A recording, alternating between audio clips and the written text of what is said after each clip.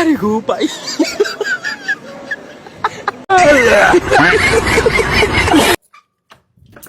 কটা বাজে এখন? 11টা। আর 3-4 ঘন্টা তো ওখানে কাটিয়ে আসতে পারতে। হ্যালো ভাই ব্রাদার, কি অবস্থা সবার? প্রতিবারের মতো অস্থির বাঙালিদের নতুন আরো একটি ভিডিওতে আপনাদের স্বাগত। সুতরাং গাইস, আজকের ভিডিওতে থাকছে টিকটক থেকে বাছাই করা বাঙালিদের হাস্যকর ফানি ভিডিও, যেটা দেখলে আপনি কখনোই হাসি আটকাতে পারবেন না। বন্ধুরা, আপনি যদি চ্যানেলে নতুন দর্শক হয়ে থাকেন তাহলে প্রথমে চ্যানেলটি সাবস্ক্রাইব করে চলুন এবার ভিডিওটি শুরু করা যাক। শোনা, চলো কিছু একটা খেলাই।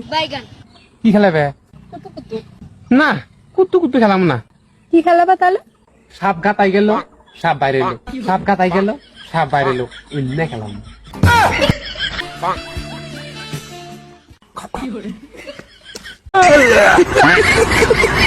সুতরাং গাইস, অস্থির বাঙালি বলে কথা। আপনি যখন আপনার বান্ধবীকে এরকম খালি হাতে পেয়ে যাবেন, তখন আপনার বান্ধবীর সাথে এরকম একটা গেম খেলার জন্য অফার দেবেন। চাচি, চাচা কোনটা গেছে? তোমার চাচা তো বিদেশ গেছে বা 1 বছরের জন্য। মানে ভাবি, তোমার কোনো টেনশন নেই, আমি বেঁচে আছি। 1 বছরের মধ্যে তোমার যখন যেটা লাগবে তুমি খালি মুখ ফসকা উল্লেখ করবেন, আমি কবিতার মতো উড়ে চলে আসবো তোমার কাছে।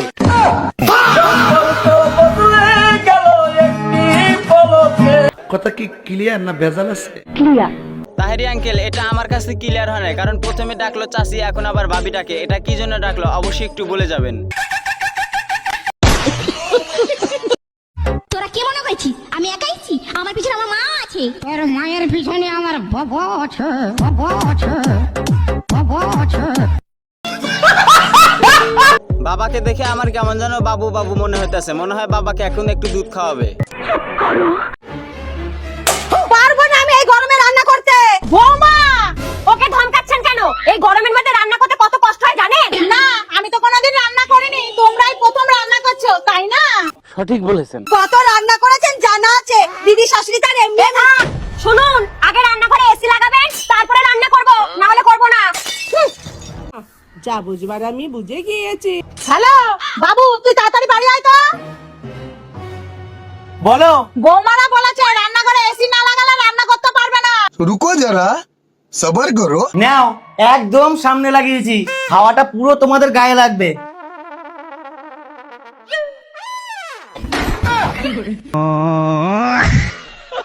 সুতরাং গাইস, রান্নাঘরের এসি বলে কথা। দুই বৌমা শাশুড়ির কাছে একটা রান্নাঘরে এসি চেয়েছিল, এই জন্য শাশুড়ি তার ছেলেকে বলে সুন্দর একটা এসির ব্যবস্থা করে দিয়েছে। এই যে শুনছো, হ্যাঁ, কাজের মেয়ের মাস পুড়িয়ে গেছে, তা আজকে টাকাটা চাচ্ছিল, তা টাকাটা দাও। ঠিক আছে। এই শোনো না, কি বলো? আমি বলছিলাম কি, কাজের মেয়ের বিয়ে করে নি, তাহলে আর টাকা দেওয়া লাগবে না, তোমারও আরাম আমারও আরাম, আর কাজগুলো সব করে দেবে। কি বলো? এই কথাটা তুমি একদম ঠিক বলেছো। রুকো যারা, সবার করো। আমিও একটা কথা ভেবেছি জানো, ওই যে আমাদের সবজিওয়ালা আসে না, হরিপদ, ভাবছি ওর আমি বিয়ে করে নেবো, তাহলে সবজির টাকাগুলোও বেঁচে যাবে। কিরম হবে বলো? তো বন্ধুরা, যাই হোক, আমি কিন্তু হিসাবটা একদমই ক্লিয়ার দেখতেছি, কারণ দুইজন যদি দুইজনকে নতুন করে বিয়ে করে ফেলে তাহলে তাদের দুইজনের খরচ একদমই বেঁচে যাবে। একটু খুলে বলুন। বৌমা, এ কি জামা কাপড় পরছো? কেন শাশুড়ি মা, এই ড্রেসে কি এমন খারাপ আছে? মানে এই ড্রেসটা পরে বাপের বাড়ি যাব? হ্যাঁ তো, আরে এই জামা কাপড়ের প্রবলেম কি আছে? বিয়ের আগে বাপের বাড়িতে পড়তাম, বিয়ের পরে তোমাদের এখানে পড়ছি। সঠিক বলেছেন। কিন্তু বৌমা, তোমার তো বিয়ে হয়েছে, তুমি এই ঘরে বৌমা। হ্যাঁ তো কি হয়েছে? কিন্তু আমার ঢিপায় এসব জামা কাপড় আমি সহ্য করতে পারবো না। জানি পড়তে হয়, আমার ঢিপার বাইরে যেতে পারবো। শাশুড়ি মা, এবার ঠিক আছে তো, আমি তো আর তোমার ডিপাই নেই। আর এমনি তো আমি ভালো করে জানি কোথায় কি পড়তে হবে। আর শাশুড়ি মা, আমি কি পড়বো না পড়বো সেটা তো আমার ব্যক্তিগত চয়েস হওয়া দরকার না, লোকের কি। আর তুমি এখনো রেডি হওনি, তুমি কি যাবে না আমার সঙ্গে? রেডি হবে কখন? যাও। আচ্ছা আচ্ছা, আমি যাইটি রেডি হয়েছি, যাইটি। কি মানুষ রে বাবা, ছি। বন্ধুরা, আমার মনে হইতেছে না যে এটা একটা বউ, আমার মনে হইতেছে এটা একটা জাহান্নামের দ্বিতীয় আরজাইল। কারণ আপনাদের কোনো বন্ধুর যদি এরকম একটা জল্লাদ বউ থাকে তাহলে অবশ্যই একটু এই ভিডিওটা তার কাছে শেয়ার করে দেবেন।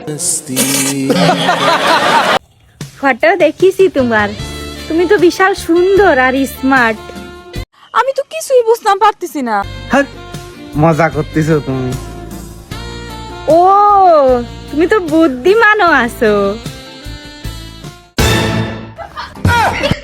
গাইস আমার কেমন জানি মনে হইলো এই বৌদি হাসতে হাসতে তার বরকে একদম এক কেলা বাস দিয়ে দিল।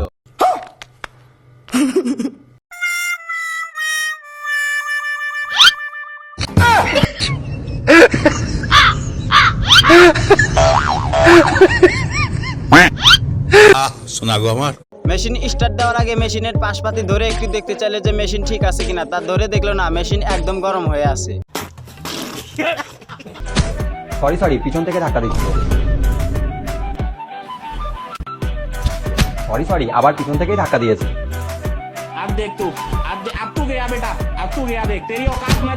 সরি ওরাই ধাক্কা দিয়েছে, পিছন থেকে ওরাই ধাক্কা দিয়েছে। রুকো যারা সবার করো। টাকা দিচ্ছে না?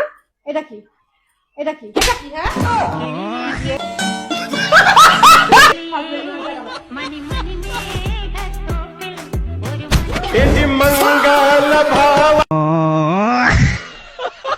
বিশ্বাস করেন ভাই, এবার ওর থেকে আমার কাছে বেশি খারাপ লাগতেছে, কারণ এর আগে তো মাত্র একটা থাপ্পড় মেরেছে, এবার না জানি কি করবে। আপু একটু বলে যাবেন এবার কি করবেন? জানি না।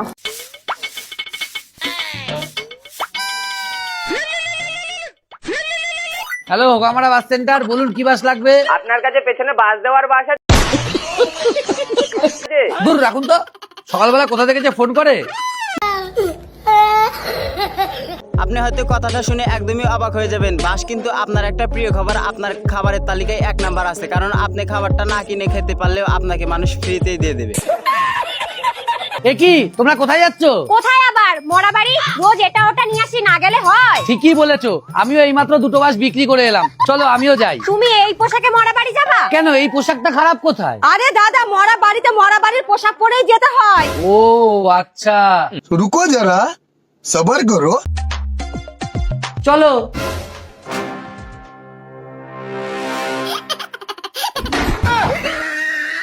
তোমাকে তো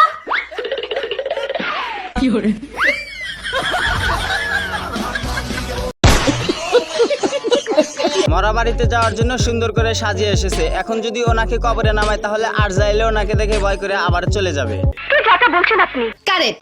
বিয়ে করার পরে আমি আমার স্বামীটারেরও বাবু করে ডাকতে পারলাম না, কারণ আমার বাসুটির নামই বাবু। দুঃখের কথা আর কি বলবো, বৌদি প্রেম করে বিয়ে করার পর জামাইকে একটু বাবু দেখতে চেয়েছিল, কিন্তু আফসোস সেটাও আর লাস্টে হইল না। বাপ রে বাপ, বড় ভাবের কথা কইতেছো দেখি। তোমার জামাই আমাকে মেরেছে। বৌমা হ্যাঁ বাবা? দেখো তোমার দাদা আমার মেয়েটাকে মেরে কি করেছে। এটা দেখা দেখি কি আছে, ও আমার বোনকে মেরেছে, আমি ওর বোনকে মারবো। মারবে মানে কই গায়ে হাত দিয়ে রাখাও তো। এই তুমি মেরেছি, ডাক্তারকে ডাক ডাক। ঠিক করেছিল, আমিও তোর মাকে ধরে ধরে মারতাম। এ দাদা, একটু আগে আমাকে ধরে ধরে মারছে। আসুক আর জামাই, জামাইয়েরও ব্যবস্থা করবো। কি হয়েছে বোন? দাদা, তোর এই অবস্থা কে করলো? বৌদিকে একটা জ্বর মেরে দিল। তো বন্ধুরা, এই যুগের মেয়েদের এটাই হলো অবস্থা। বন্ধুরা, আজকের ভিডিওটি যদি আপনাদের কাছে ভালো লাগে তাহলে অবশ্যই ভিডিওতে একটা কমেন্ট করবেন, আর যারা এখনো চ্যানেলটি সাবস্ক্রাইব করেন নাই অবশ্যই চ্যানেলটি সাবস্ক্রাইব করবেন। পরবর্তী ভিডিও পাওয়ার জন্য ধন্যবাদ। ভালো থাকুন, সুস্থ থাকুন, আল্লাহ হাফেজ।